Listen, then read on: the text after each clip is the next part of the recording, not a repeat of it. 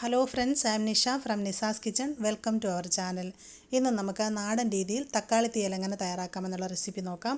ഈ recipe try ചെയ്ത് നോക്കിയിട്ട് ഇഷ്ടപ്പെട്ടാൽ മറക്കാതെ ചാനൽ സബ്സ്ക്രൈബ് ചെയ്യണം. അതുപോലെ നമ്മുടെ ചാനലിൽ നിന്നുള്ള എല്ലാ അപ്ഡേറ്റ്സും റെഗുലറായിട്ട് കിട്ടാൻ വേണ്ടി ബെല്ലൈക്കോൺ പ്രസ് ചെയ്യുക.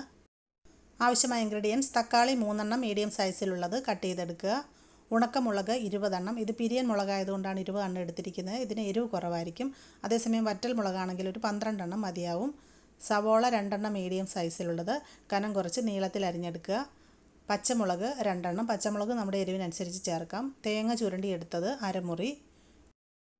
മല്ലി 2 ടേബിൾ സ്പൂൺ, കുരുമുളക് 1 ടേബിൾ സ്പൂൺ, കടുക് 1 ടീസ്പൂൺ, മഞ്ഞൾപ്പൊടി 1/2 ടീസ്പൂൺ, ഉലുവ 1/4 ടീസ്പൂൺ.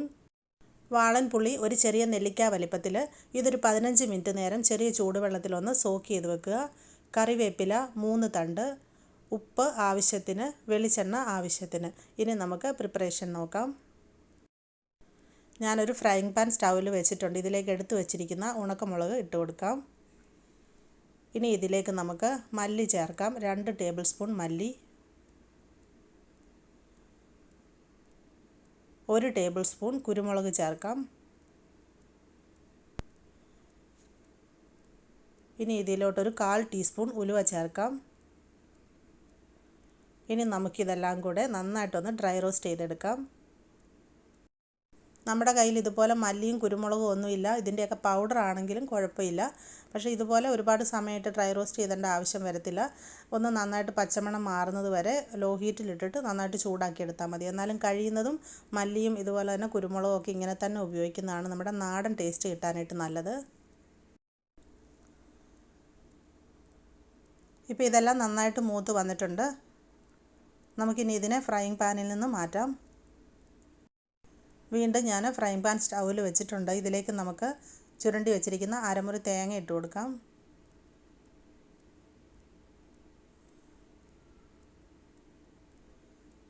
ഇനി ഇതിലേക്ക് 2 തണ്ട് കറിവേപ്പില ചേർക്കാം.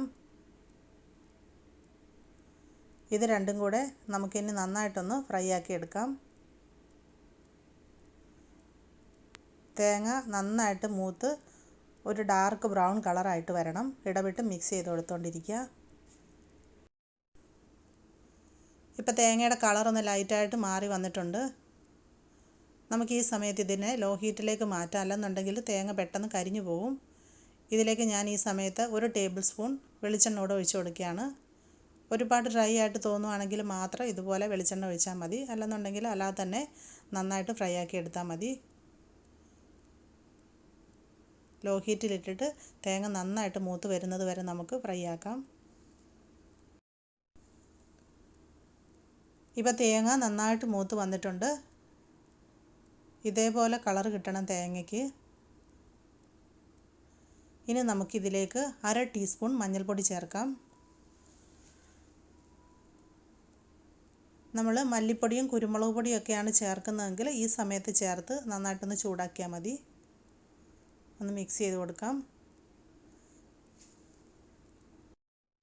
ഇനി ഇതിലേക്ക് നമ്മൾ ഡ്രൈ റോസ്റ്റ് ചെയ്ത് മാറ്റി വെച്ചിരിക്കുന്ന വറ്റൽമുളകും മല്ലിയും കുരുമുളകും എല്ലാം കൂടെ ഒന്ന് ഇട്ട് കൊടുക്കാം.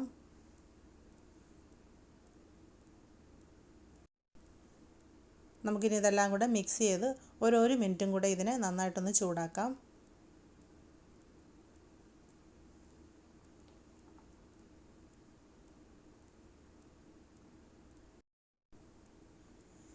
ഇപ്പോൾ ഒരു മിനിറ്റ് കഴിഞ്ഞിട്ടുണ്ട്. ഇതെല്ലാം നന്നായി ചൂടായി വന്നിട്ടുണ്ട്. ഇനി നമുക്ക് ഇതിനെ അടുപ്പിൽ നിന്ന് വാങ്ങി മാറ്റി വെക്കാം. നന്നായിട്ട് ഇതിൻ്റെ ചൂടാറിയതിന് ശേഷം ഒരു 1/4 ഗ്ലാസ് വെള്ളം ചേർത്തിട്ട് മിക്സിയിലോ അല്ലെങ്കിൽ അരകല്ലിലോ വെച്ചിട്ട് നല്ല മഷി പോലെ അരച്ചെടുക്കാം. നമ്മുടെ അരപ്പിവിടെ റെഡി ആയിട്ടുണ്ട്. നമ്മൾ എടുത്തു വെച്ച ഇൻഗ്രീഡിയൻസ് എല്ലാം കൂടെ ഒരു 1/4 ഗ്ലാസ് വെള്ളത്തിൽ മിക്സിയിലിട്ടിട്ട് നന്നായിട്ട് അരച്ചെടുത്തിട്ടുണ്ട്. ഇനി നമുക്ക് ബാക്കി പ്രിപ്പറേഷൻ നോക്കാം. ഞാൻ ചൂട് കട്ടിയുള്ളൊരു പാൻ അടുപ്പിൽ വെച്ചിട്ടുണ്ട്. ഇതിലേക്ക് നമുക്കൊരു 3 ടേബിൾ സ്പൂൺ വെളിച്ചെണ്ണ ഒഴിച്ച് കൊടുക്കാം. കഴിയുന്നതും ഈ കറിയിലേക്ക് വെളിച്ചെണ്ണ തന്നെ ഉപയോഗിക്കുക. തീയലിൻ്റെയൊക്കെ ഒരു നാടൻ ടേസ്റ്റ് എന്ന് പറയുന്നത് വെളിച്ചെണ്ണയുടെ ഫ്ലേവർ തന്നെയാണ്. വെളിച്ചെണ്ണ നന്നായി ചൂടായതിന് ശേഷം കടുക് ഇട്ട് കൊടുക്കാം. കടുക് നന്നായിട്ട് പൊട്ടി വരുന്നത് വരെ വെയിറ്റ് ചെയ്യാം. ഇപ്പോൾ കടുക് മുഴുവനും പൊട്ടി തീർന്നിട്ടുണ്ട്. ഇതിലേക്ക് നമ്മൾ അരിഞ്ഞു വെച്ചിരിക്കുന്ന സവാള ചേർക്കാം.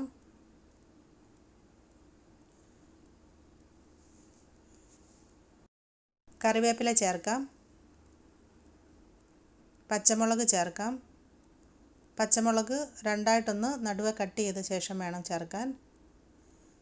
ഇനി ഇതിലേക്ക് ആവശ്യത്തിന് ഉപ്പ് കൂടെ ചേർത്ത് കൊടുക്കാം. ഇതെല്ലാം കൂടെ ഇനി നന്നായിട്ടൊന്ന് വഴറ്റിയെടുക്കാം. ഇടവിട്ട് മിക്സ് ചെയ്ത് കൊടുക്കുക.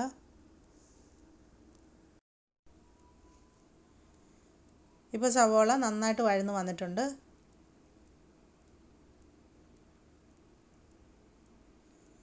ഇനി ഇതിലേക്ക് നമുക്ക് കട്ട് ചെയ്ത് വെച്ചിരിക്കുന്ന ടൊമാറ്റോ ഇട്ട് കൊടുക്കാം.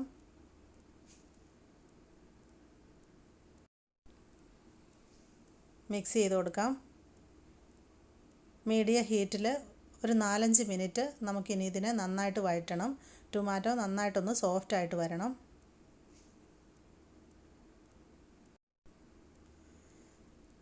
ഇപ്പോൾ ടൊമാറ്റോ നന്നായിട്ട് സോഫ്റ്റായി വന്നിട്ടുണ്ട്. ഇത് മൂടി വെച്ച് കുക്ക് ചെയ്യേണ്ട ആവശ്യമില്ല. ഒരുപാട് വെന്തുടഞ്ഞു പോകരുത്. അതുകൊണ്ട് തുറന്ന് വെച്ച് ഇതുപോലെ ഒന്ന് സോഫ്റ്റ് ആവുന്നത് വരെ കുക്ക് ചെയ്താൽ മതിയാവും. ഇനി ഇതിലേക്ക് നമുക്ക് തയ്യാറാക്കി വെച്ചിരിക്കുന്ന അരപ്പ് ചേർക്കാം.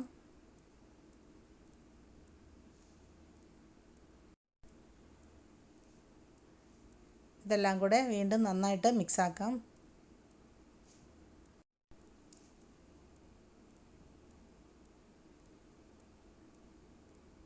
നന്നായിട്ട് ഇളക്കി യോജിപ്പിച്ചതിന് ശേഷം നമുക്കിതിലോട്ട് കുറച്ചും കൂടെ വെള്ളം ചേർത്ത് കൊടുക്കണം. ഞാനിപ്പോൾ നമ്മൾ അരപ്പ് തയ്യാറാക്കിയ മിക്സിയുടെ ജാറിലേക്ക് തന്നെ 1 ഗ്ലാസ് വെള്ളം ഒഴിച്ചിട്ട് ആ വെള്ളം ഇതിലേക്ക് ചേർത്ത് കൊടുക്കുകയാണ്. മിക്സ് ചെയ്ത് കൊടുക്കാം.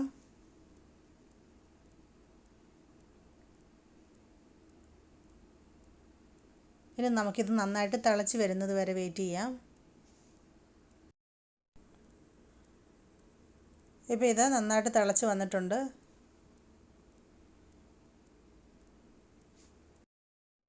ഈ സമയത്ത് നമുക്ക് ഉപ്പും പുളിയൊക്കെ ഒന്ന് നോക്കാം. ഉപ്പും പുളിയും രണ്ടും കുറച്ച് കുറവാണ്. നമുക്കിതിലോട്ട് കുറച്ച് പുളിവെള്ളം ആഡ് ചെയ്ത് കൊടുക്കാം. തക്കാളിയുടെ പുളി അനുസരിച്ച് വേണം നമ്മൾ പുളിവെള്ളം ചേർക്കാനായിട്ട്. ഇതിലോട്ട് കുറച്ചുകൂടെ ഉപ്പ് ചേർക്കാം. നന്നായിട്ട് ഇളക്കി യോജിപ്പിക്കാം.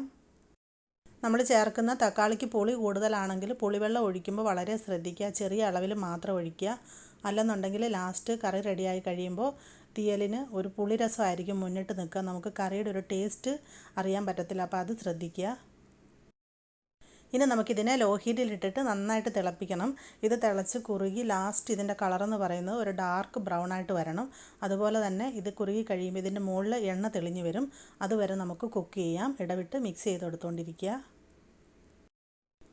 ഇപ്പം നമ്മുടെ തീയൽ നന്നായിട്ട് തിളച്ച് കുറുകി വന്നിട്ടുണ്ട്. ഇതിൻ്റെ മുകളിൽ ഓയിൽ തെളിഞ്ഞ് വന്നിട്ടുണ്ട്. നന്നായിട്ട് ഒന്നുകൂടെ മിക്സ് ചെയ്ത് കൊടുക്കാം. ഈ സമയത്ത് ഉപ്പും പുളിയൊക്കെ നോക്കിയിട്ട് ആവശ്യമാണെങ്കിൽ ചേർത്ത് കൊടുക്കാം. തീയൽ തണുത്ത് വരുമ്പോൾ കുറച്ചും കൂടെ കുറുകി വരും. അതുകൊണ്ട് കൂടുതൽ ഇനി തിളപ്പിക്കേണ്ട ആവശ്യമില്ല. ഫ്ലെയിം ഓഫ് ചെയ്യാം. ഇനി നമുക്കിത് നന്നായിട്ട് തണുത്ത് വരുന്നത് വരെ അടച്ച് തന്നെ സൂക്ഷിക്കാം. തണുത്തതിന് ശേഷം സെർവിങ് ഡിഷിലേക്ക് മാറ്റാം.